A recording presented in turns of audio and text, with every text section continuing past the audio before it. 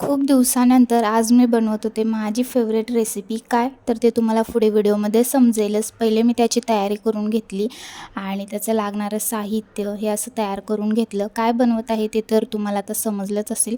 तर मार्केटमधून मी अगदी ताजी आणि स्वस्त अशी मिळाली मला कोथिंबीर. तर मी ती आणली होती आणि खूप जास्त होती कोथिंबीर, ती खराबच होऊन गेली असती. त्यामुळे असं ठरवलं की अर्धी कोथिंबीर जी आहे तर त्याची कोथिंबीर वडी बनवू आणि बाकीची उरलेली जी आहे तर ती रोजच्या जेवणामध्ये वापरता येईल. त्यामुळे अशी अर्धी कोथिंबीर घेतली. पहिले तर छान स्वच्छ अशी कट करून म्हणजे निवडूनच ठेवली होती. कट करून घेतली आणि त्याच्यामध्ये जे काही लागतं तर ते मिक्स करून घेतलं. म्हणजे हळद, बेसन पीठ किंवा लसूण मिरची अशी पेस्ट केली होती ते सगळं. आणि आता माझ्याकडे काही स्टीमचं भांडं नाही आहे, त्यामुळे मी एका टोपामध्येच पाणी गरम केलं आणि भांडं काळं होऊ नये त्यामुळे त्याच्यामध्ये मी लिंबू टाकलेलं आहे आणि अगदी टेस्टी मस्त अशा कोथिंबीर वड्या तयार आहेत. कसा वाटला व्हिडिओ नक्की सांगा. बाय.